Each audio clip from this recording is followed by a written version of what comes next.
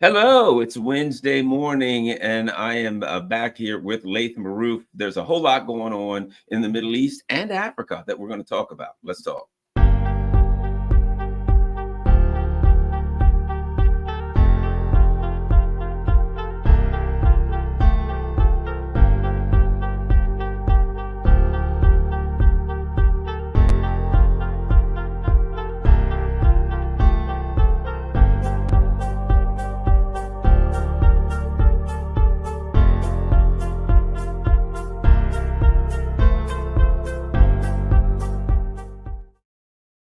Hello, Garland Nixon here, back with my dear friend Laith Marouf. And don't forget, before we get started, is go to Laith's website, freepalestine.video. That's freepalestine.video. They're doing a lot of good work in the Middle East. They're doing English language work, getting information out there, quickly between there. Go make sure you follow them on X also. And of course, and this is critical, help them get the work done. freepalestine.video. They have ways to donate on that website. Also, if you can or can't afford to donate, if you can, great. If you can't, hey, that's okay. You can still help out by sharing this on all your social media platforms. Share this article, share freepalestine.video, and put a note in the post for people to donate when they get to the site. We can help, the imperialists, the system, the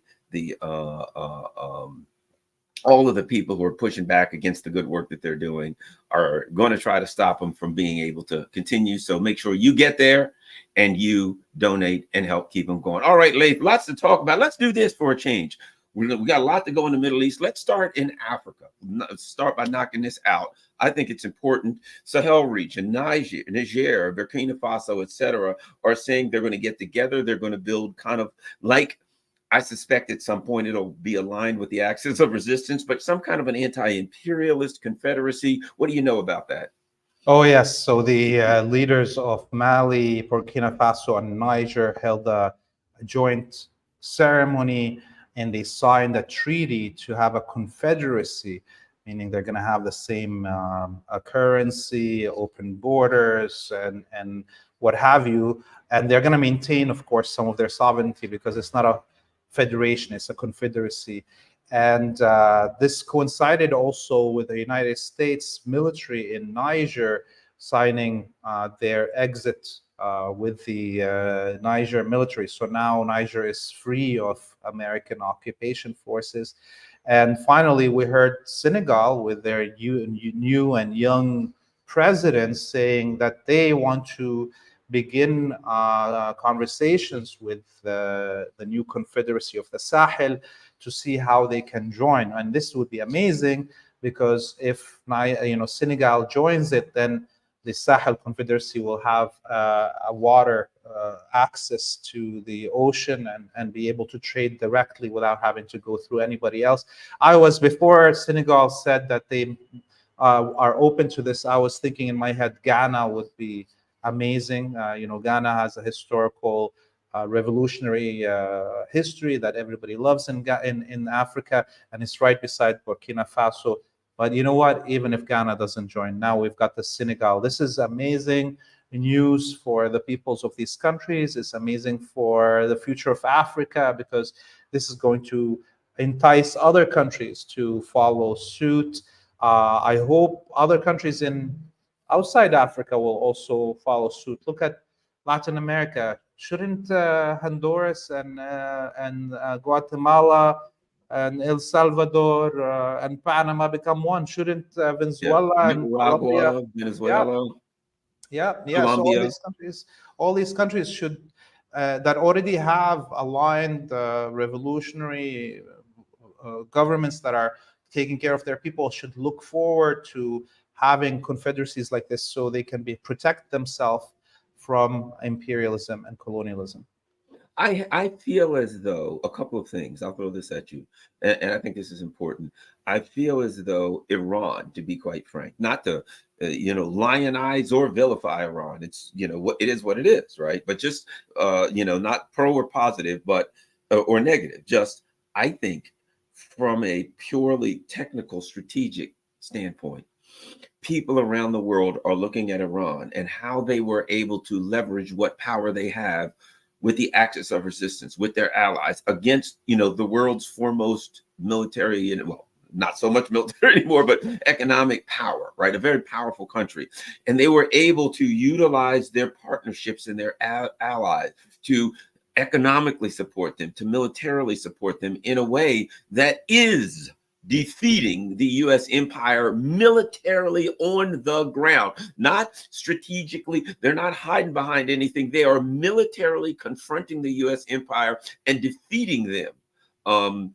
That I think that whether it's Russia saying, we're going to join up with North Korea, whether it's the Sahel region saying, hey, perhaps we should get together. I think other countries are looking at what's happening in the Middle East, how the Muslim nations are coalescing, the Muslim world is coalescing as best it can to hold off imperialism, to hold off the empire. And I think they're saying, why don't we imitate this because this works? What do you think about that? Definitely, definitely. The way we live life is by example, right? So you see somebody winning in certain business, you want to enter that business. And we now have the example of China rising economically without having to be a genocidal colonizing nation, which is inspiring other nations to follow suit. And now we have Iran, who is again rising politically and militarily on its own, and it's a country of just 90 million, in comparison to, let's say, China or Russia that have much more population. People would expect them to be on par with the Western powers. But now we have the ability of a country like that has only 90 million to become a world pillar in a multipolar world, and that is inspiring to a lot of nations. Can you imagine Nigeria, for instance, with all its oil and the huge population of almost 200 million, if it becomes a real sovereign country that takes care of its own people? What would happen to any Europeans that are trying to, kill black people in Africa? They wouldn't be daring to do that again. Can you imagine Egypt actually taking the place it should in human history? The great resources of Congo, the natural resources of Congo, if they were able to sell them, if they were able to get political and military security so that the people of Congo could sell their resources and use that money for their own governments, for their own people, instead of being stolen by the West, these would be very, very wealthy countries and the wealthiest region in the world. One of the wealthiest regions in the world. Definitely. The Congo, Sudan. Sudan has so much gold. Look at this is a country that has been looted for 100 years. It again should have been one of the leaders on this planet because of the wealth that it has under its earth and the Nile and all the. So look, the future is bright for any nation that decides to take its own fate in its hands and move forward. The West is on decline. The West is trying to fight everybody, and it cannot fight everybody at the same time. People in Africa, Latin America, Asia should take advantage of the fact that Arabic people, the Palestinian people, and others in the axis of resistance are taking the brunt of American and Western imperialist might head on, are distracting, and we're taking the beating on behalf of the planet. Take advantage of that. Rise up in new regions.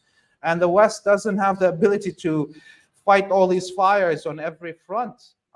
And in a way, we look at why China is where it is today, or why Russia is where it is today. It's because the stupid elite in the West, after the collapse of the Soviet Union, decided to go and kill as many Arabs and Muslims as they can, instead of, let's say, attacking Russia at that point of weakness of Yeltsin, or attacking China at that point of, still the economy not being developed. But again, people around this planet that want to have sovereignty and want to better their lot, they should take advantage of this moment and rise up and better their nations.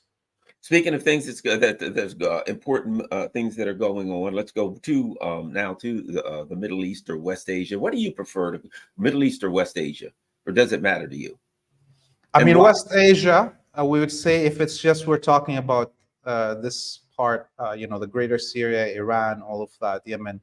And if we're talking about the Arabic world, we should just call it the Arabic world. I know people avoid because everybody wants to beat up on the Arabs, even they don't want to give us this. But we say the Latin countries, the Latin American countries. We should say the Arabic countries, the Arabic world, the Arabic region.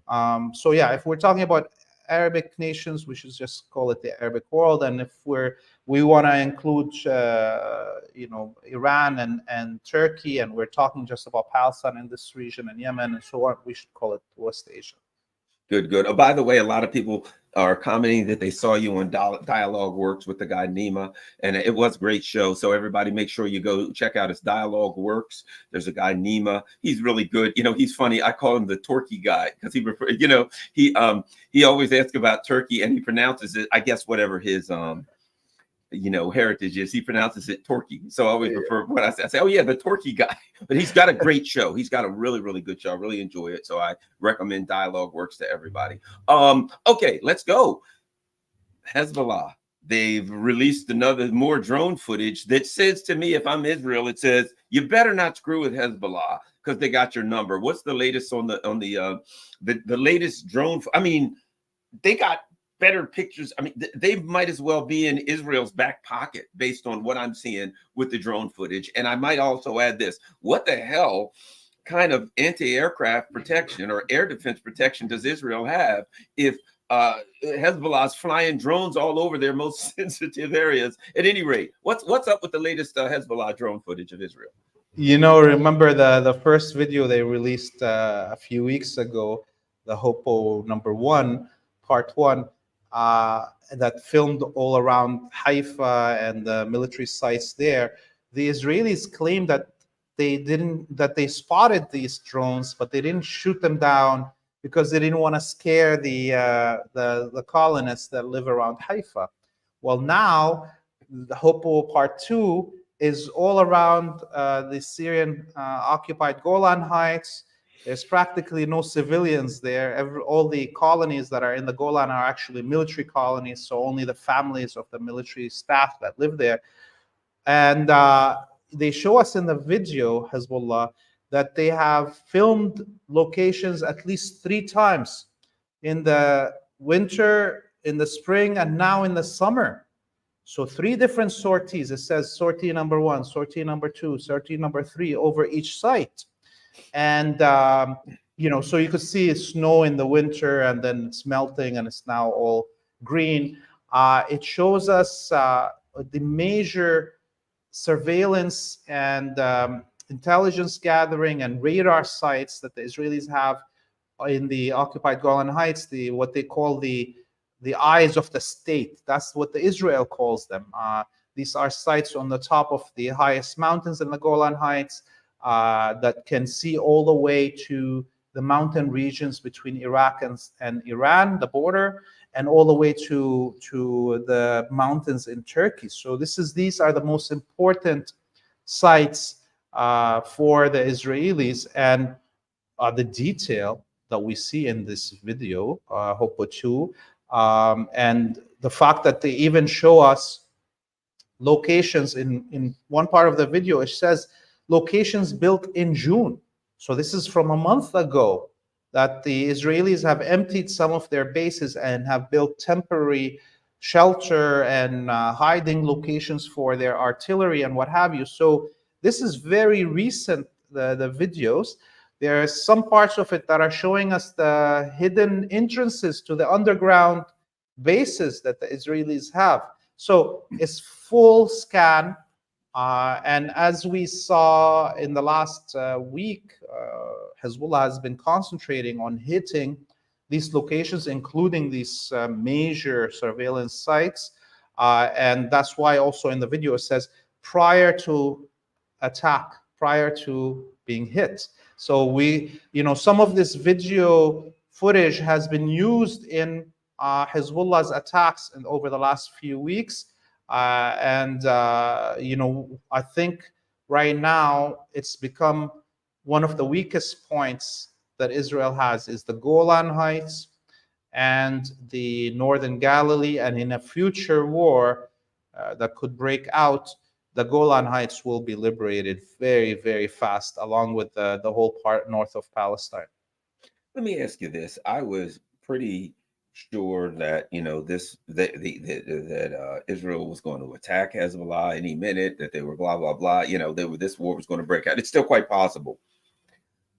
I've read articles, and I'm sure you have too, that members of the Israeli military are saying to the political leadership, "Look, we're worn down. Our guys are beat." I've read one that said that the military leaders had basically said, "Our military is not designed for a 9-month war. That we can do a shock war. We know the truth. They can go beat up kids and old people at a checkpoint. That's about the best they can do. But when it comes to fighting dedicated warriors, they're just not ready for that." But at any rate, so it seems to be the military is saying to the leaders, "Look, man, we can't do this. We're going down. We're falling apart. Our people we got a bunch of guys who would prefer to be home in their flat watching Netflix. They don't want to be out here getting shot at and shooting at." And the Hezbollah is continuing to give them the information they need to help them with the decision they need to make. I'm not as sure as I was that Israel will fly headlong into such a calamity right now, particularly in light of what's happening with their masters in Washington, D.C., where the wheels are coming off the cart and Joe Biden doesn't even know he's in the cart. At any rate, your thoughts on that? Yes, I mean, there's multiple things here to address. Number one, obviously, Hezbollah is releasing these videos to deter the Israelis. Hezbollah doesn't have an interest in a full-out war because it does not want the civilians in Lebanon to suffer. But it is doing all this to defend or give solidarity actions to the Palestinians in Gaza. But we look at what are the options in front of the Israelis, and it's clear that they can't win even the war in Gaza.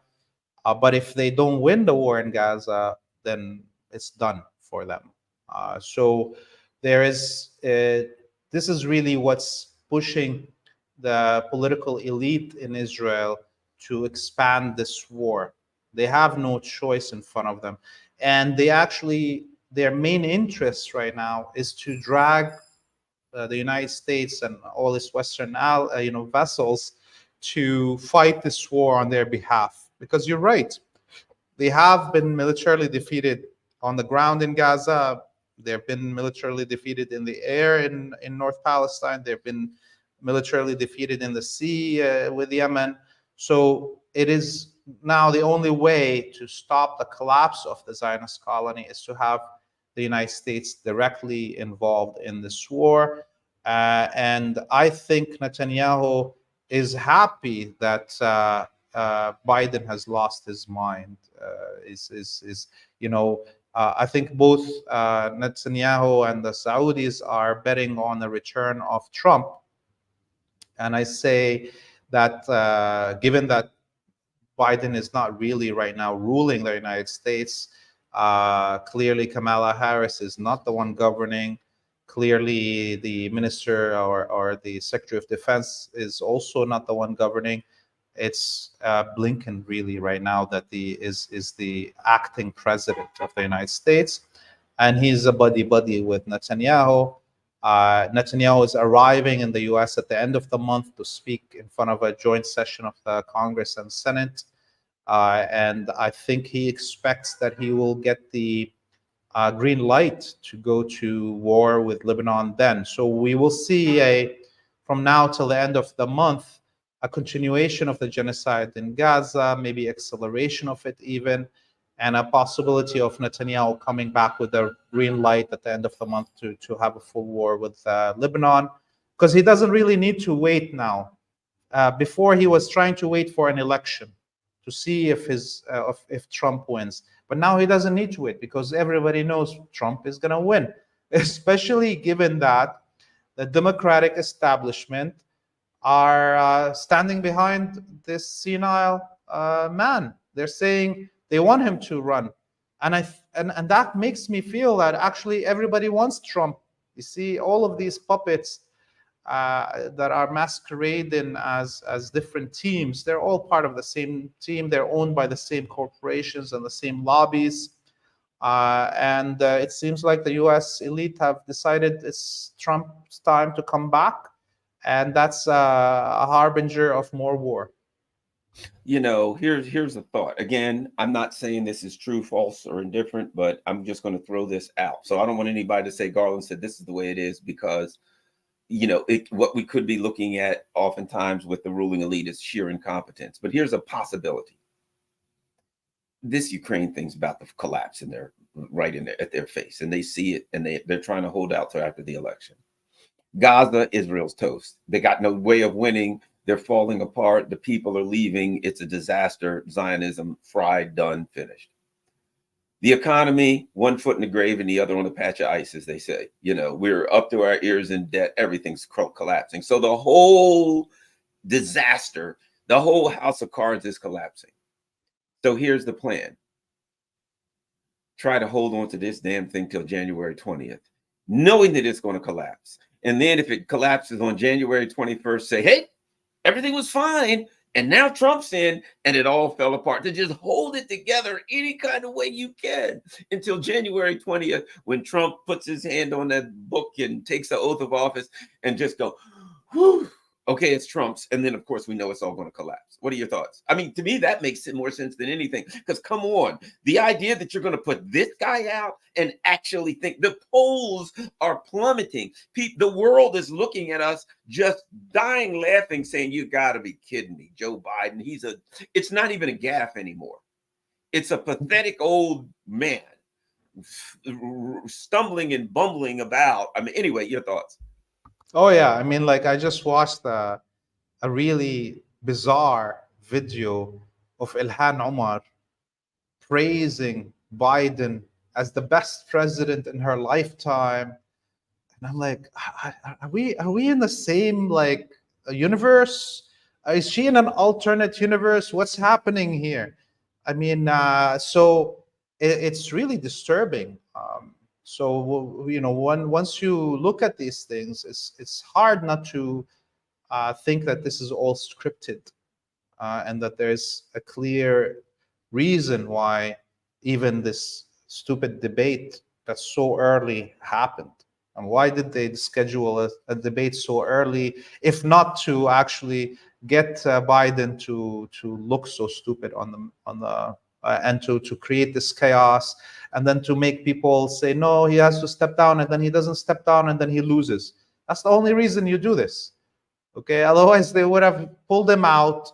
They all knew that he's senile, and they would have put somebody instead of him, and maybe had a chance to win if they really cared about winning. So no, this is all scripted, and the Billionaires Club is one club. There's no like fight in that billionaire club, and all these politicians in the West are owned by the same owners. Yeah, I definitely think you're right. What was the reaction in your region after the debate when everybody looked at look, you know, it's funny. I talked to friends. People like us had been for the last several years, you know, we'd find a video and there's Biden walking around the stage with his hand out, trying to shake hands with the invisible man. Can't find out where he's tripping and fall over nothing. You know, he'd walk to he always would like get lost on stage, and then he'd walk to the edge of the stage and look around, and he'd be like pointing like, should I be over here? Should I be over there? And I'm thinking, it's on a stage, dude. You can't, there's only one way off, and that's the way that you came on. But what was the reaction in your region from the people that you know when they were able to see what they already knew, that, might I add, the perfect face for this empire? He is the U.S. empire, falling apart, stumbling, no vision, no understanding of what's going on. I couldn't see a better representation for the U.S. empire. What was the reaction after the debate when people were like, you got to be freaking kidding me? I think people were. I mean, I was breaking out in laughter when I was watching this. I mean, it's definitely the biggest humiliation for Western imperial power ever. I mean, I can understand what, let's say, the elite wanted to do with it, but god damn, like, you're humiliating yourself, okay? So it just, it shows also how much the elite and the media elite in the West have lost the ability to recognize how the rest of the world sees them. Right? They're so much into their own bubble that they've lost touch with reality. And you know, I thought myself when I saw this debate, and the fact that some people, by the way, are saying the alternative to Biden right now is JFK Jr. And so I was looking, or is it RFK? RFK, right? Yeah. And I was like looking at this as three options of three pedophile sex freaks that have mental issues, including one of them having a worm in his brain, right? Like, this is what the empire is offering its citizens as options for leadership. One guy that sniffs every little girl that he sees, the other grabs them by the pee, the third one, uh, has videos with a crazy rabbi that his daughter has sex toys company. I mean, these are the worst kind of representation, but they are the true representation of the elite in the West. Pedophilic, sex depraved, crazy lunatics are governing much of the West right now. And, I feel sorry for the populations of countries like the United States now, that these are the offers that they have in front of them. And if these people want to have a true democracy and better their society, I think the only option is to start thinking about how to rise up. You know, the other thing I think is, let's comment on NATO. Joe Biden didn't just humiliate U.S. imperialism. He humiliated NATO. I mean, these Eastern, I mean, excuse me, these European countries. You've got, look who's coming in, Starmer, an absolute joke, who's coming from a country that is just falling apart at the seams, Europe. Macron, he just got lost to everybody. He's despised, reviled. Starmer is not liked any better in it where he is from. Schultz, who's got like a 14% approval rating. So you've got this ragtag motley group of mutts, political mutts, that come wandering up here, and Joe Biden is their leader.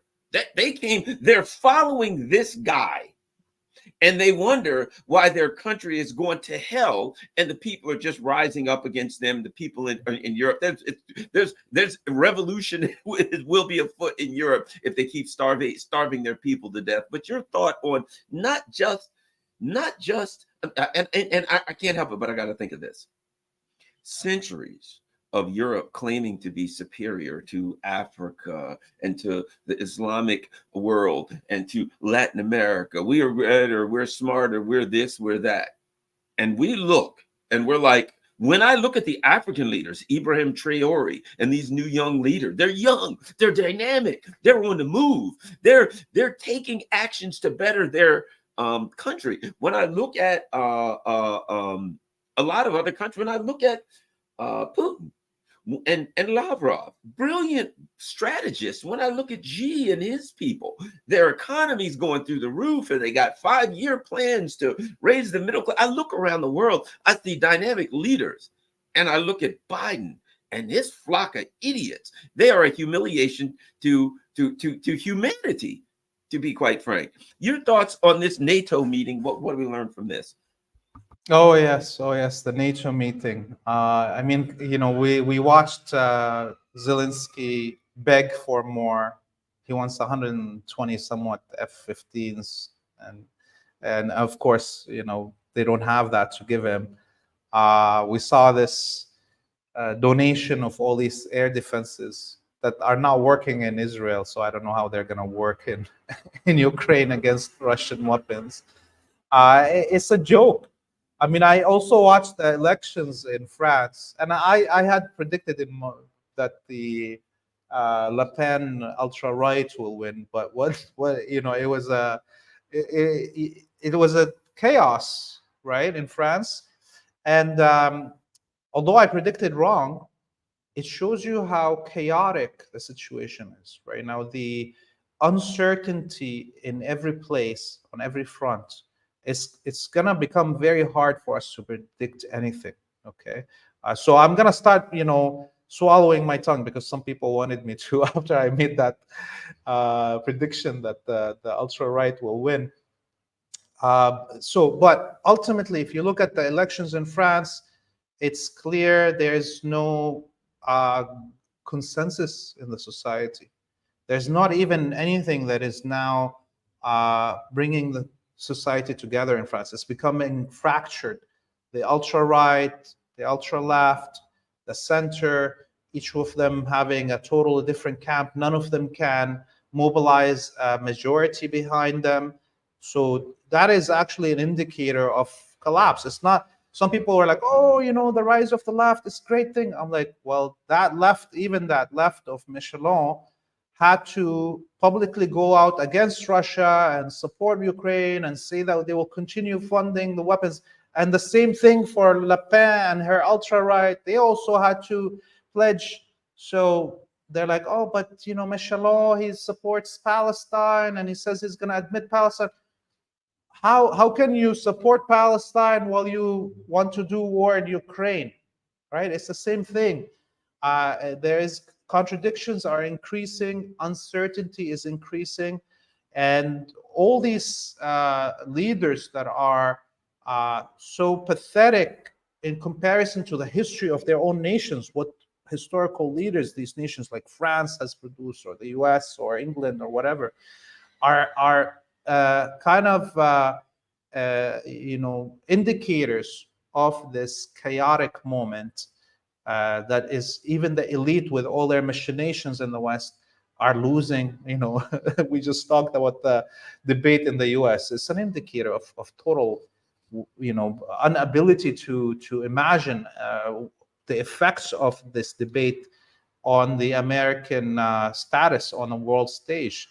But the elite are losing the plot completely. You're still on mute. I certainly agree with you on that. A very important part of the discussion now, not in the Middle East, but in the world, when it comes to resistance to imperialism, is Ansar Allah in Yemen. What they're doing is really, I think, eye-opening militarily in a lot of ways. They're demonstrating how it's possible to contain a so-called superpower as long as you have a strategic advantage of geographically speaking, right? And minimal. I mean, they don't have high-tech missiles for the most part. They don't have, satellites and all that kind of stuff. But they're using what they have, and the U.S., let's face it, is losing to Yemen. Your thoughts on what's happening in the Red Sea, the so-called crisis in the Red Sea, and what might I add this? They have been a significant part of the resistance battle against Zionism, in that I read an article recently where the guy who's in charge of the port of Eilat or Eilat, whatever it is, the Israeli port, basically said, we need government money. This port is completely shut down, closed down 100%. It's over. We have no way of paying anybody. We have no way of bringing goods in. We don't know what we're going to do for this foreseeable future. And that's Yemen. What they've done is truly amazing. Your thoughts on what's happening with Yemen, what they've done, how they're viewed, what they're up to? Yeah, so that was the Eilat port on the Red Sea, the southernmost point of Palestine. And the head of the port said that they are bankrupt. There hasn't been one ship that parked there in 6 months. So that's amazing. This was one of the main lifelines of the Zionist colony, and it's gone. We also right now are seeing, because of Yemen's targeting of companies that are still dealing with Israel, shipping companies that are still bringing things to the Mediterranean ports of the Zionist colony, that these companies now don't dare even go through the Red Sea, even if they're not going with a ship to the Zionist colony. Let's say if they're bringing products from China to Italy, because they're on this sanction list that Yemen has made, they're having to go all around Africa to do that. So it's costing them per ship $1 million at least dollars to go around Africa, and it's increasing all the prices. And of course, we saw over the last week, Ansarullah release videos of their new hypersonic missiles. We saw them release videos of their suicide drone boats, multiple different kinds of them. And we saw them releasing videos of them in action, these suicide boats and these hypersonic missiles hitting ships and sinking them. And that gives us a indicator why the United States withdrew the Eisenhower, which was hit multiple times, and now is bringing another aircraft carrier group that just crossed Malaysia, and it's going towards the Arabian Sea right now. And we'll see how Yemen does there, if they're going to sink it before it reaches, or if they're actually. And one more last thing about Yemen, and this is important because I think it could change the whole region. Okay, the Saudis have, last week they did not allow Yemeni pilgrims that were in Mecca to return through a flight from Jeddah to Sana'a, the capital of Yemen. They wanted to force them to go to Aden and be basically arrested and interrogated by the southern Yemen government that the Saudis control. And the Yemeni government of Sana'a threatened that if the pilgrims are not allowed to land in Sana'a, that the three major civilian airports in Saudi Arabia, in Riyadh, Jeddah, and Dammam, will be destroyed. And so within hours, the Saudis let the Yemeni pilgrims return. And, this, I could see how it's playing into, the Saudis having to change their position on many things because of the pressure of Yemen. If Yemen wasn't threatening and able to deliver on its threats, the Saudis would have participated in the siege and attacks on Yemen since this battle in the Red Sea began. And one last thing is, you could see the Saudi Arabia, by the way, has threatened Europe that it will withdraw all its investments from European economies if the EU confiscates Russia's assets. And that's wouldn't happen, I would say, would have not happened if the axis of resistance hasn't risen to such power that now countries like Saudi Arabia, that have been for 80 years vassals, have more leeway to play and take more space and more sovereign decisions. I certainly agree. One of the things that I'd said about that is a lot of people were discussing, the U.S. and Europe grabbing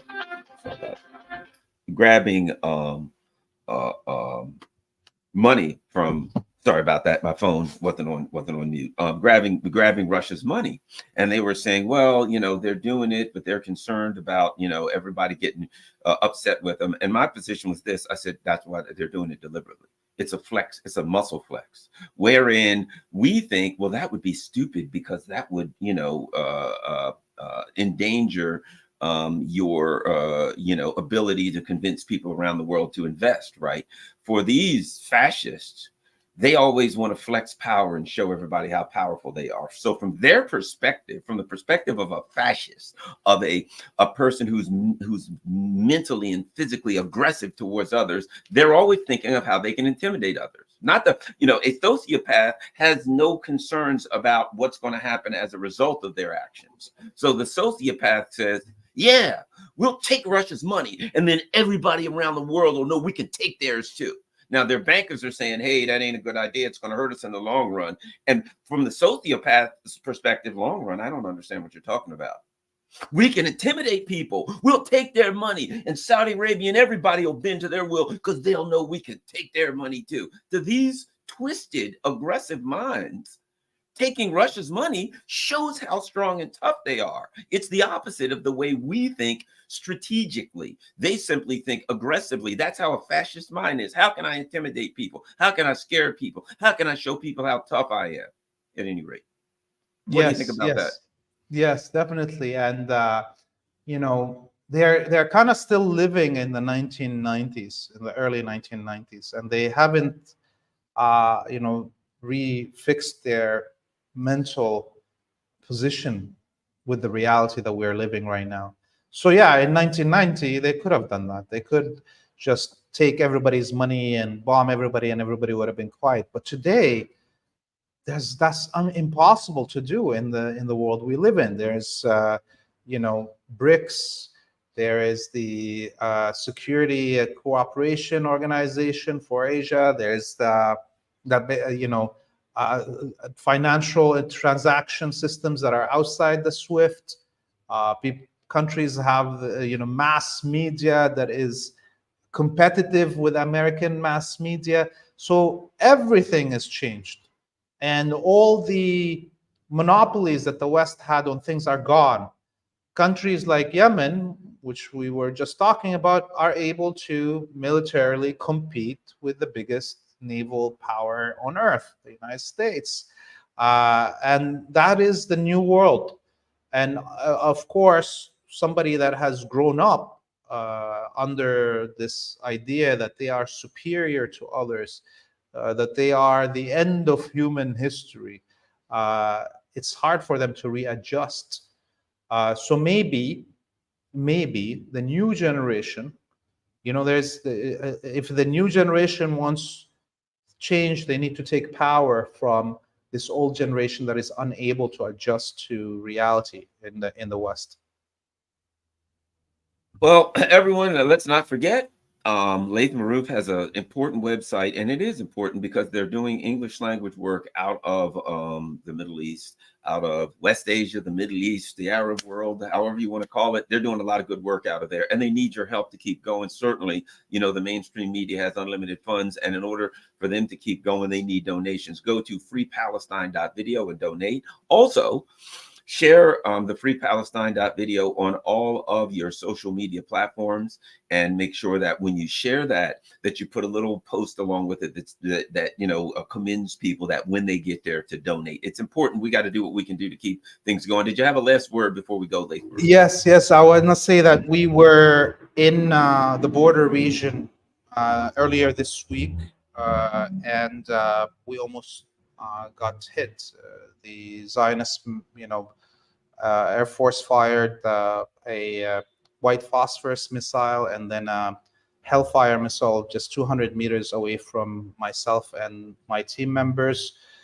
We were like in an area with nobody around, no other cars, so it was clearly targeted towards us. They didn't want to kill us, it seems like, but they wanted to scare us.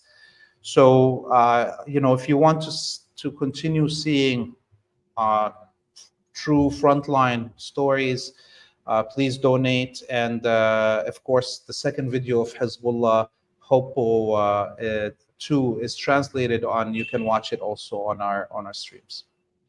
FreePalestine.video. Also, make sure you follow them on all their social media. If you go to the website, does it also have links to all your social media stuff? Yes, it does. All right, thanks a lot. And don't forget, also, you can find Laith Marouf on Dialogue Works. He's doing a lot of good stuff online, YouTube, Rumble, you name it. Thanks a lot, everybody. We're out.